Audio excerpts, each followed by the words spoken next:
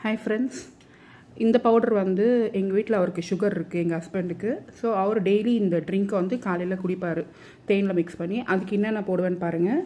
கருஞ்சீரகம், சீரகம், வெந்தயம், தனியா, ஒரு டேபிள் ஸ்பூன் மிளகு, கூட ஆடாத்தோட பவுடர், நாவல்கட்டை பவுடர், ஆவாரம் பூ பவுடர். இது எல்லாத்தையுமே இந்த பவுடர் எல்லாமே வந்து ஒரு 1.5 ஸ்பூன் போடுவேன். இது போட்டு லேசாக வறுக்கணுன்றது கிடையாது, ஜஸ்ட்டு சும்மா லேசாக ஒரு வறுத்து இந்த பவுடர் எல்லாத்தையும் போட்டு மிக்ஸ் பண்ணி ஒரு கண்டெய்னரில் வச்சிட்டேன்னா கரெக்டாக ஒரு 1 மந்த்துக்கு வரும். டெய்லி ஒரு பெரிய எப்படி சொல்கிறது, ஒரு 300 ml வாட்டரில் ஒரு டேபிள் ஸ்பூன் போட்டு கொதிக்க வைப்பார். நல்லா கொதிக்க வச்சு அதுக்கப்புறம் ஃபில்ட்ரு பண்ணி தேன் கலந்து குடிப்பார்.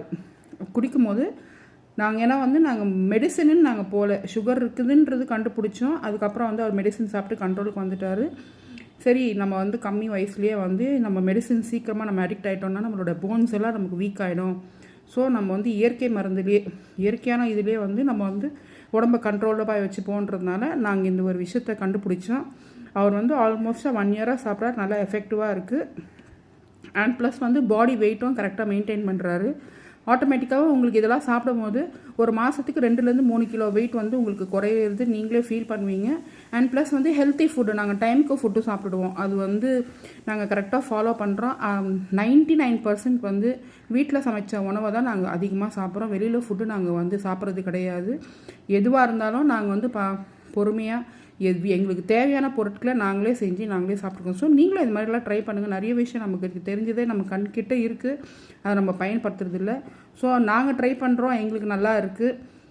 உங்களுக்கும் ட்ரை பண்ணணுன்னா ட்ரை பண்ணி பாருங்கள். இதில் எந்த தப்பும் இல்லை. இதில் இருக்க எந்த பொருளுமே நம்ம உடம்புக்கு கெடுதி கிடையாது, எல்லாமே வந்து நல்ல விஷயந்தான். ஸோ இது உங்களுக்கு நான் ஷேர் பண்ணணும்னு நினச்சேன், ஷேர் பண்ணேன். நீங்களும் ட்ரை பண்ணி பாருங்கள். நாங்கள் எங்கள் வீட்டில் ஒரு 2-3 இயர்ஸ்க்கு மேலே சாப்பிட்டுன்னு தான் இருக்கார், ஹெல்த்தியாக இருக்கார், பை காட்ஸ் பிளெஸிங். சுகர்ன்றது எல்லாருக்குமே ஒரு 50 வயசு ஆனால் வருது தான்.